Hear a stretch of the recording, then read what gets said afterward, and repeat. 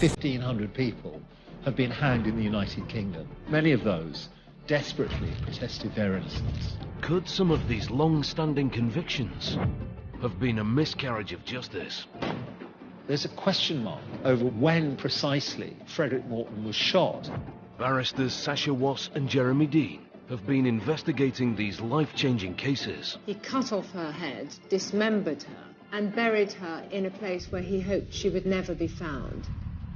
Representing living relatives, desperate to clear their family name. The more you read about it, he could have been innocent. With the help of modern-day experts. She's been assaulted with a weapon, and there's been more than one blow. They reassess the evidence. We have a blood-stained knife. I simply don't understand the logic. Before submitting their findings to a Crown Court judge. Your Honour ought to declare the conviction for murder to be unsafe. Now, as we reunite the barristers and the family members for the first time. Hello, Gordon. Hi. We'll be finding out exactly what happened next. They were told by the coroner that they had to find him guilty. Yes. Was justice served? It's perfectly conceivable that Judge Radford got it wrong. And are the unexplained cases finally closed?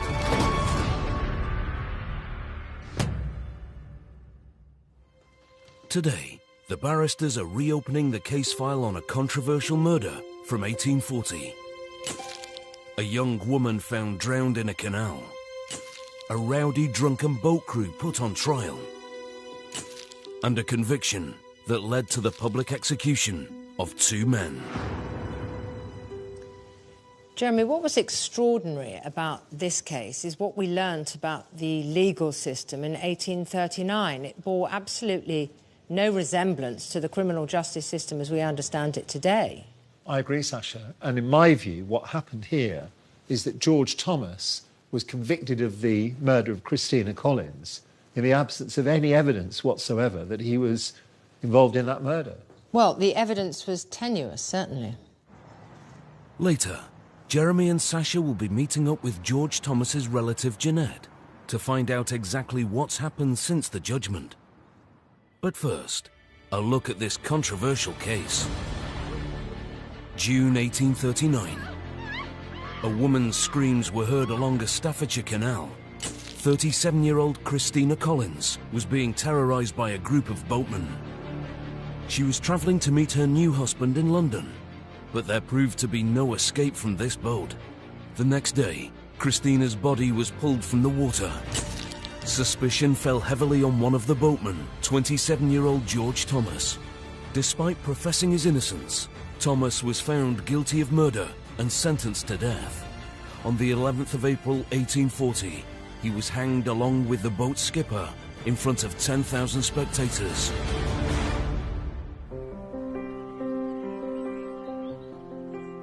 Now, 180 years on, George Thomas's relative Jeanette is desperate for justice. This is where I start with my family tree. It was my father who started the ball rolling with this case by telling me when I was about 8 or 9 that we'd got a murderer in the family. And then this line here goes up to William Thomas, who is George Thomas's brother. I feel sorry that Christina Collins was murdered and there is a victim in this terrible crime. I'm not saying that the men were angels, but I think George Thomas was used as a scapegoat, but I don't think he did murder her.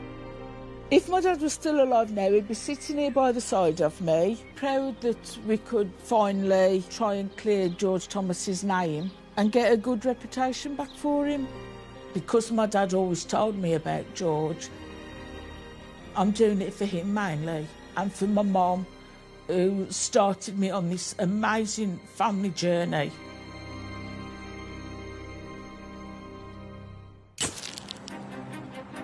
George Thomas's trial was contentious, turning on the testimony of a dubious key witness. But was it a miscarriage of justice? And can a modern legal team cast the conviction in a different light? Defence barrister Jeremy Dean QC has defended high-profile clients for over 3 decades. For the prosecution is Sasha Wass QC, who's represented the Crown in some of the UK's most famous criminal cases. Jeanette has travelled to London to meet the barristers to try and find out the truth. Hello, Jeanette. Hello. Jeremy, nice to meet you. And you? Jeanette, hello. Hello. Sasha, hi. Well, thanks for coming. Do you feel you know enough about the case to have a belief that George Thomas was wrongly hanged for murder? Although he was a bit of a naughty lad, I don't believe that he did the murder now. Why not?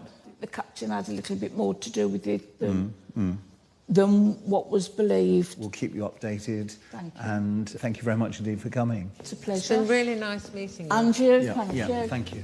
Thank you. George Thomas was born in Staffordshire in 1812 into a farming family and grew up in the civil parish of Wombourne. As a teenager, Thomas found work on commercial narrowboats that ran freight up and down the industrial artery of early Victorian England, the Trent and Mersey Canal. At age 27, he took up with a new crew on a Pickford's flyboat that operated round-the-clock intercity canal haulage. On the boat was a boy called William Musson, veteran captain James Owen, and 28-year-old boatman William Ellis. Thomas had only been employed on this flyboat for less than a fortnight when Christina Collins died. But could this young, hard-working man really have been responsible for her death? There are a number of witnesses who saw what is said to have occurred. They paint a picture of a drunken group of men sexually abusing and intimidating Christina. They claimed that she'd been suicidal and had fallen into the water. In fact, there were two trials. The first trial was for serious sexual assault. The judge, in fact, found that there was insufficient evidence and acquitted the defendants. There followed a trial for murder, and another witness gave evidence for the prosecution, and Owen, Ellis and George Thomas were found guilty of murder. So what do you think about this case, Sasha? What I'd like to do is find out why there were two trials, and I'd like to look into the criminal procedure that existed in those days, because we're going back to 1839.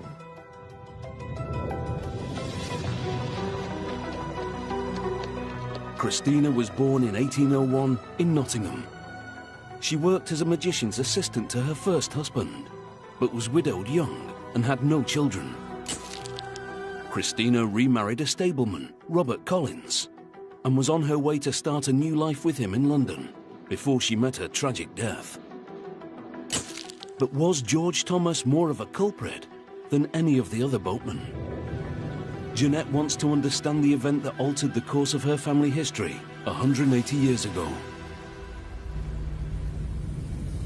She's come to the scene of the crime and is meeting her cousin Patricia, also a descendant of George Thomas.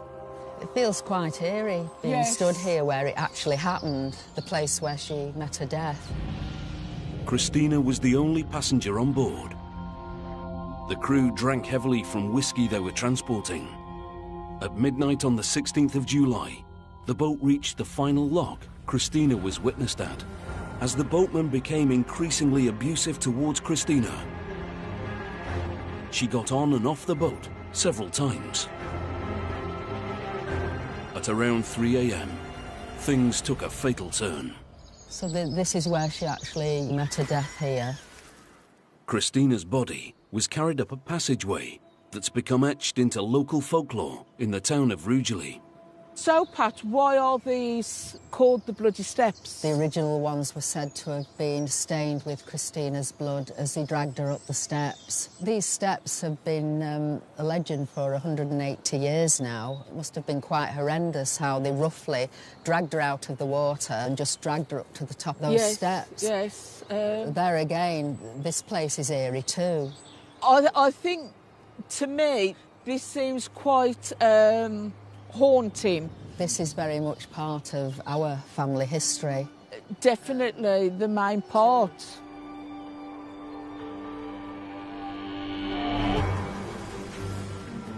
The men reported their passenger missing at the next lock. By this time, however, a manhunt was already in full swing. The crew were quickly arrested and faced a coroner's inquest that very day in a local inn, before they'd even had time to sober up. No fewer than 24 witnesses gave testimony against them. Sasha and Jeremy are examining their accounts. Now, Christina Collins, at 7 o'clock on Saturday the 15th of June, boarded the Pickford Company boat at Preston Brook. Here.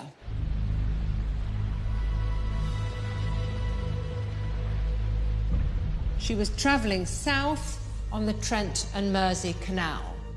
The following day, at 8 o'clock that evening, the boat had reached Stone, and Hugh Cornwall, who was a check clerk, heard Christina complaining that she feared that the men she was with were going to meddle with her. That's the expression that she used. Although Christina Collins was still on and off the boat. She was still associating with the people, Yeah. You're absolutely right. By midnight, the boat had reached Who Mill Lock. And two witnesses, Anne and James Mills, who lived in the lock house, were awakened by female screaming.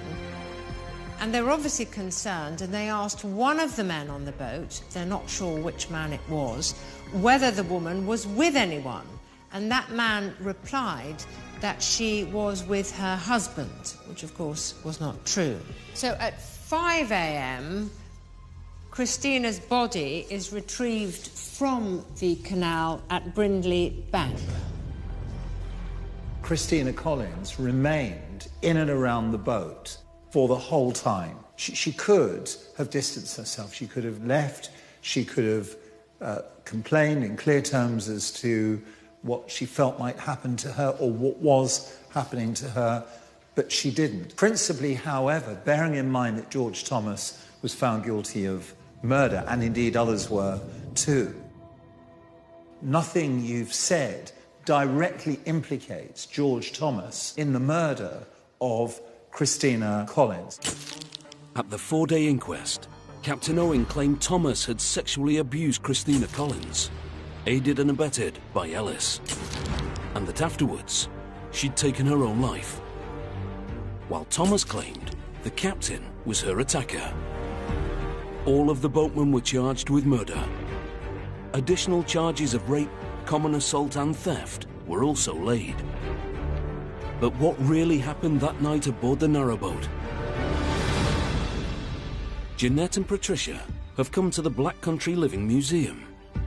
They're meeting canal expert Wendy Freer, who's researched the case thoroughly. What type of situation would it have been for a lady to have come onto this scene?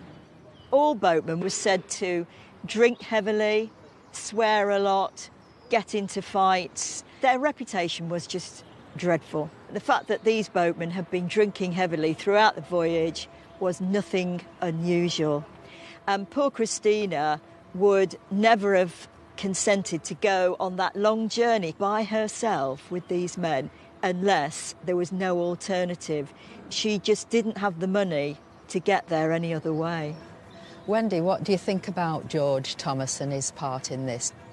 What we do know about George Thomas is that he took against Christina pretty much from the start. He objected to her coming into the boatman's cabin. He thought she should be in her own place in the passenger space.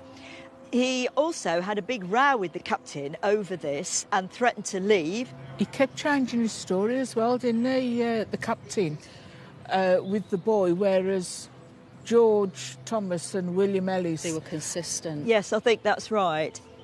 I think the other important thing is, when did George Thomas realise that she was missing? Because it seems to have happened between Colwich Lock and Brindley's Bank. Now, that was the stretch where Thomas and Ellis were asleep and Owen was steering. So at what point did Owen alert Thomas to the fact that the passenger was missing? Because it was the two of them who went back to look for her. I thought it looked like the captain knew that she had drowned and was saying to George Thomas, let's go and look for her to cover for himself. It does look as if Owen was the one who knew what happened. Musson, the boy, was driving the horse. Now, it seems that the other two were still asleep at that point. As suspicion gathered around Captain Owen, the first trial against the boatman commenced in July 1839. Charges against the boy Musson were dropped, and the judge directed the jury to find the boatman not guilty of rape due to lack of evidence. But astonishingly, before the murder charge could be considered, the prosecution produced a key witness, a convicted cellmate of Captain Owen, called Joseph Orgill. The murder trial was postponed until this prisoner could testify at a second trial. That could only happen after he'd been pardoned, a bonus which at the time Orgill claimed he knew nothing about. Sasha and Jeremy want an insight into why this occurred. They're meeting legal historian Dr. Philip Handler. Now, Mr. Orgill was convicted of bigamy and was serving a sentence of imprisonment when he came to share a cell with Owen, the captain of the boat. And Orgill gave evidence of what Owen had told him. So we're talking about multiple hearsay now. And what Owen was said to have said was this: the other two men, that's Ellis and Thomas, committed the rape upon her and mauled her to death. Our opinion, by the modern day rules of hearsay, is that this would not have been admissible before a jury. Well, there was a rule against hearsay, but there were exceptions to that rule, one of which involved confessions. And another significant difference between then and now is that the trial judge had much more discretion to admit such evidence, but then advise the jury as to how much weight they should attach to it. But this was not a confession by Owen. He was effectively blaming Thomas and Ellis. And the evidence was coming from a convicted criminal. So a tainted source. Yes. Orgill maintained, I think, in the second trial that he knew nothing of the pardon until the actual date of the trial. In a letter which I have here, the prison governor had said to Orgill that a pardon could be the outcome. So Orgill must have lied when he told the jury that he had no idea that a pardon would ensue. Yes, he must have lied. A number of people wrote into the Home Office to discredit the character of Joseph Orgill.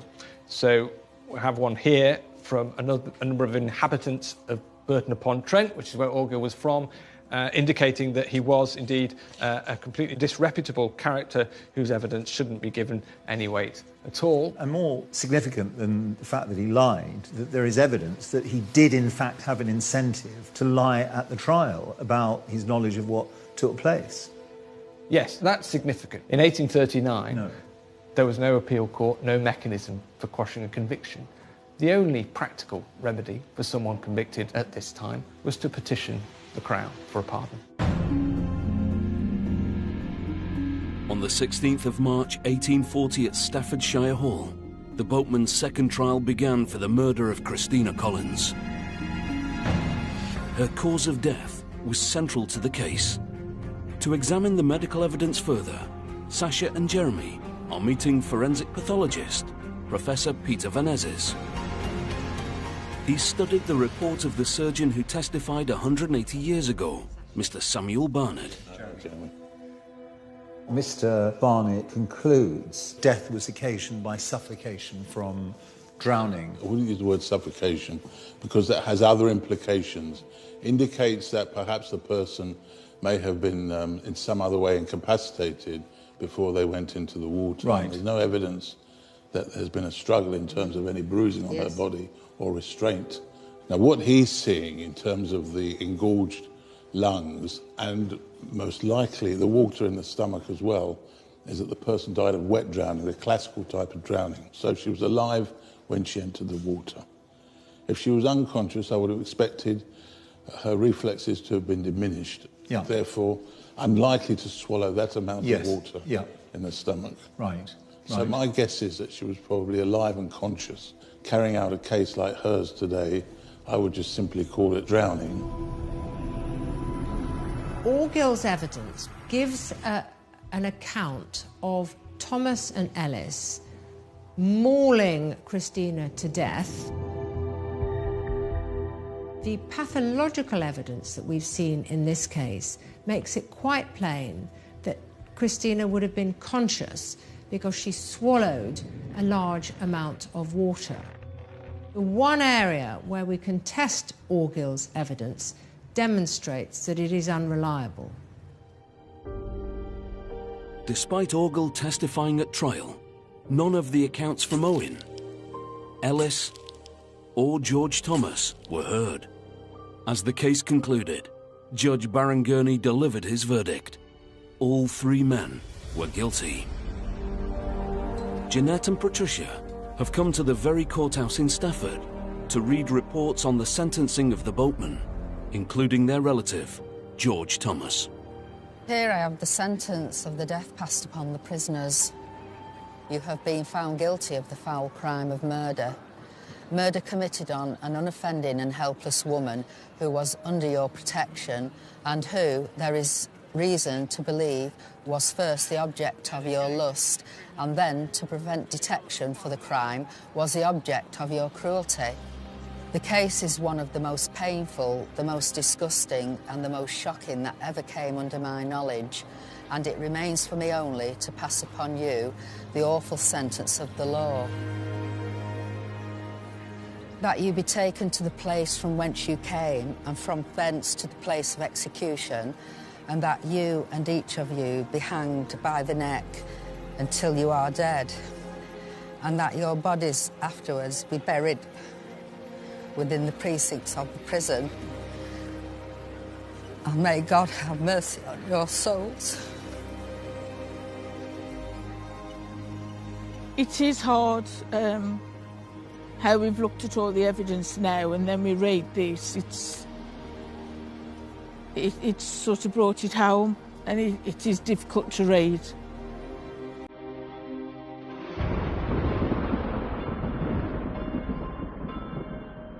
On the 11th of April 1840, Owen, Ellis and George Thomas were read their last rites by the chaplain at Stafford Prison. Outside, a crowd of 10,000 people were waiting by the public gallows for the unusual spectacle of a triple execution. As the men were being led to the hangman, an incredible intervention was staged.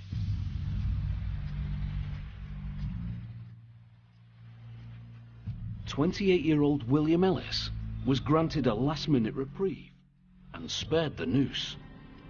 But if clemency was sufficient for Ellis, why not for George Thomas? With Judgment Day looming, the barristers want to scrutinise this peculiar reprieve. Ellis's sentence was commuted from the death penalty, and he was ordered to be transported to Australia for 14 years.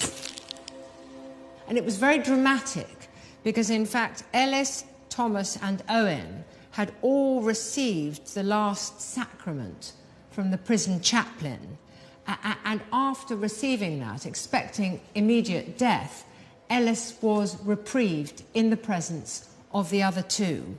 And on hearing the news that he was not going to lose his life, he immediately burst into tears and was very affectionate with his co-defendants, as indeed they were to him, saying to them, "God bless you, dear boys." Enabling Ellis to secure a vastly different sentence to that which Thomas was subjected to just further compounds my concerns about the injustice to George Thomas. George Thomas was hanged alongside Captain Owen outside the gates of Stafford Jail. Their bodies were buried within the prison grounds. Officer Stephen Edwards has brought Jeanette and Patricia to the location it's believed George Thomas rests. There were actually two men in this grave we've seen here before us and one woman. It's maintained and cared for by men who are obviously locked up in Stafford Jail. Would the prisoners of today mind if we lay these flowers for George? Of course not.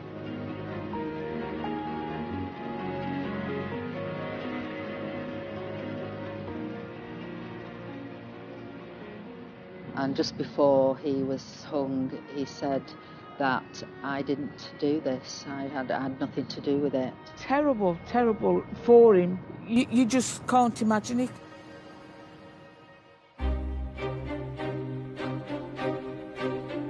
Sasha and Jeremy have completed their investigation. They must put their submissions to Judge David Radford. Jeanette is hoping today her relative George Thomas can be exonerated for the murder of Christina Collins over 180 years ago. Hopefully myself and the family will get the verdict that we would like, which is unsafe verdict. Hi, Jeanette. It's nice to see you again. And you. Hello, good to see you. How are you feeling today? Apprehensive, yes. There's no guarantees, No. but the case has been looked at very thoroughly. Yes. All right? Yes, okay, thank you. so if you'd like to follow us, we'll head off to the judge's room. Okay, thank you. Sasha and Jeremy are ready to put their submissions before Judge Radford. Please take a seat. As a senior judge to the largest Crown Court in England and Wales, he's adjudicated over a wide range of high-profile cases. I'm here today to inquire into the safety of the conviction of George Thomas, who was convicted together with co-accused of the murder of Mrs. Christina Collins. Mr. Dean. It's my submission that George Thomas's conviction for murder is manifestly unsafe. That there is and was no eyewitness as to the circumstances in which he came to enter the water and die. Professor Peter Venetsis, a forensic pathologist, said that he could only limit his finding to one of drowning, not suffocation. There was a lot of water in her stomach, which indicates she may have been conscious when she entered. And the pathological evidence simply does not throw light on whether this might have been suicide, accidental death, or deliberate killing. There was a further serious complicating factor in the trial. A man was brought forward by the prosecution at very short notice. This man, Joseph Orgill, was placed in the box. He'd been convicted but had received a pardon for the bigamy he'd been sentenced to 18 months for. Orgill went on to say that Owen had told him that the killing of Christina Collins, and indeed her sexual assault, were perpetrated by George Thomas and Ellis, and that he, Owen, had said that it had nothing to do with him whatsoever. Furthermore, whilst Orgill maintained that he did not know that he'd been pardoned before he gave evidence, information has come to light in the course of this inquiry that Orgill had in fact been told that he would be pardoned before he gave evidence. Ultimately, without his evidence, there was no evidence of murder, and yet George Thomas, a young man, was hanged and lost his life. It's my submission, in all the circumstances, that his conviction is unsafe, and I invite Your Honour to declare in those terms. Thank you, Mr. Dean. Ms. Watts, what is your response? Your Honour, this was a case where Orgill said that Owen was absolving himself but implicating his co-defendants. So, in effect, this was self-serving evidence. It was the most tenuous type of hearsay one could imagine. Without Orgill, there is no evidence that Christina Collins' death was as a result of homicide at all. And there is nothing reliable in the evidence of Orgill which could possibly suggest that this verdict was safe. So I entirely agree with the submissions made by Mr. Dean. Yes, thank you, Ms. Watts, but I shall consider these matters for myself, if you allow me some time to do that. Thank you. Did George Thomas brutally murder Christina Collins 180 years ago? Or was he a scapegoat who was wrongly executed at the age of just 27? The judge is now ready to deliver his verdict. At the first trial of the boatman, the judge directed the jury to acquit those in the dock of the allegations of serious sexual assault. The trial on the other charges, including murder, should then have been continued.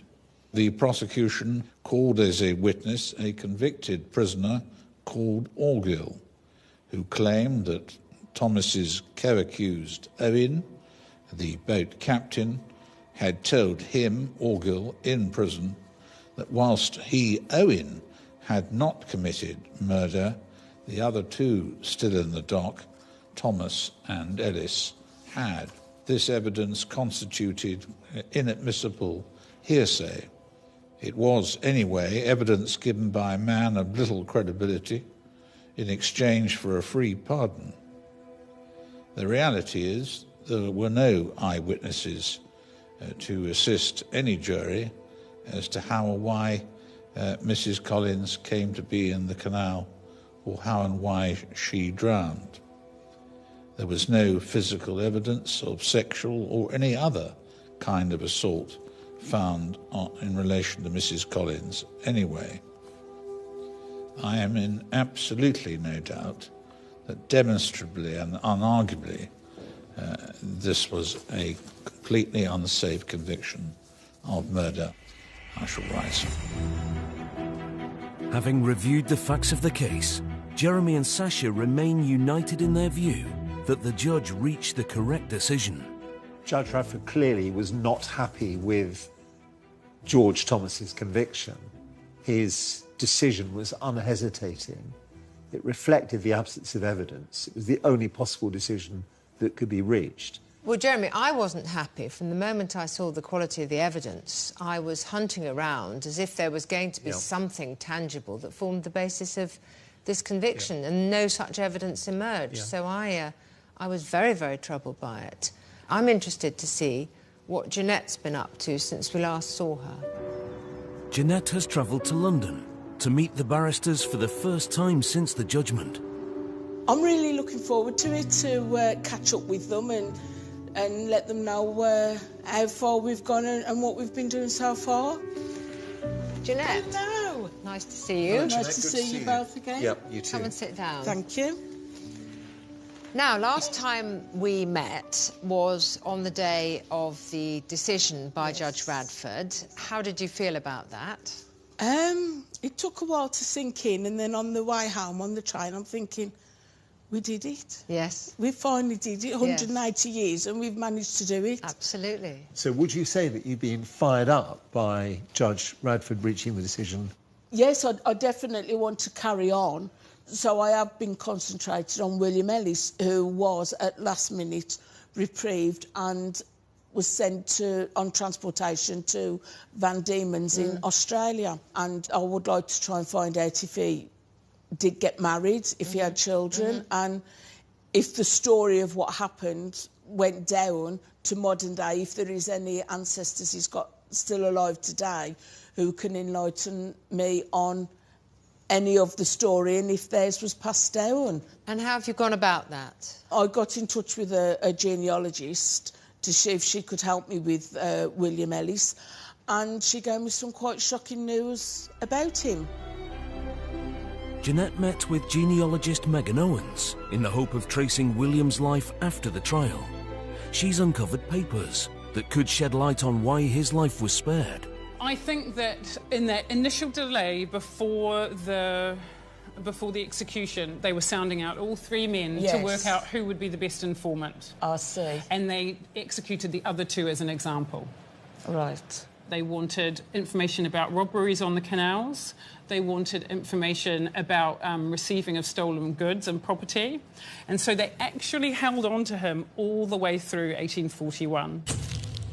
At news of William Ellis's reprieve, George Thomas cautioned him to make the most of this second chance. Did he take this advice? Megan has a letter from the prison chaplain that could offer some insight. He is saying that as chaplain, I have great pleasure on giving my unqualified impression of his conduct. He has behaved with the greatest decorum and seems deeply impressed with a sense of his situation. He has devoted much time to mental cultivation and religious improvement, and is, in my opinion, a fit and proper object for the royal clemency. So the visiting magistrates then approve this course of action and, by extension of the royal mercy, the remission of the remainder of his sentence is approved. So he's released. Wow. In a way, it's nice that he did listen to what George said and did take heed. Hopefully he's learned the error of his ways and probably got married, had children and stayed on the straight and narrow. Once on the outside, was it a happy ending for George's fellow boatman? An article showing that in 1847, so this is 6 years later, yes, he was part of a robbery on the canal. Oh, I'm sorry. And he stole some malt, a cargo of malt, and 2 of the men absconded, one of them being William Ellis, alias Lambert. So he was on the run in 1847, and then about 10 months later, he's caught. Oh, dear. And he may have gone to court after this. He may have even been transported again, but there's no obvious trail for him. So from here, it would be possible, with a bit more digging, perhaps, to see whether he remained in the UK, whether he ever was transported to Australia, but I don't think so. Well, that's an interesting twist in the tale, isn't it? But obviously, from your perspective, the key thing is that George Thomas was vindicated, as it were, by Judge Bradford, and that's the thought you have to keep at the forefront of your mind. Yes. Have you made any further inquiries about the case itself, or have you decided to put that aspect to bed? Yes, I would like to try and get some kind of a pardon for George Thomas. And how have you gone about that? Well, you might well have heard of a well-known case about the hanging of Derek Bentley. So his niece, Maria Bentley Digwell, she has carried on the case and successfully, after 50 years, managed to get a pardon for Derek. So I thought she would be the best person who would know exactly where I would need to go for mine. Hello, it's nice to meet you, Jeanette. Finally. In her quest to secure a pardon for George, Jeanette met with Maria Bentley Dingwall. That's one of our pictures of Derek. She was keen to ask advice about how Maria gained a pardon for her uncle Derek Bentley, who had been hanged for murder. With the posthumous pardon, how did you go about that? The steps we had to take, the first one was to do a petition so we could actually go for a pardon. Right. One setback in the campaign came in 1992, when the then Home Secretary Kenneth Clarke refused to grant a pardon to Derek. We took him to the appeal courts, and my family won an appeal against Kenneth Clarke. Good. Which is in the statute books, which is brilliant because other people can use it. Yes, yes. Everything we done, we wanted to make sure that it was to improve the law system. For the next person who would have this injustice. So, in the end, it took us about 46, 48 years. But amazing. It's worth it, yes, because any miscarriage of justice is a blight on our legal system. Yes. And I don't care if it's 180 years or 380 years. Yes. If we find out something and we can find our way to rectify it, then we should. Yes, definitely. What advice does Maria have for Jeanette in her pursuit of a posthumous pardon for George Thomas? Contact your MP, because you're going to need politicians behind you. But you've got lots of research to... You just got to think. You've got to pick. Yes. You've got to pick out things. And you've just got to be stubborn. Yes. It might seem arduous. Yes. But you've still got time. Yes. Yeah, it only took us 46 years, so, you know, you've got a bit of time. It's amazing that you've managed to meet Maria. Have you taken matters forward on the basis of that?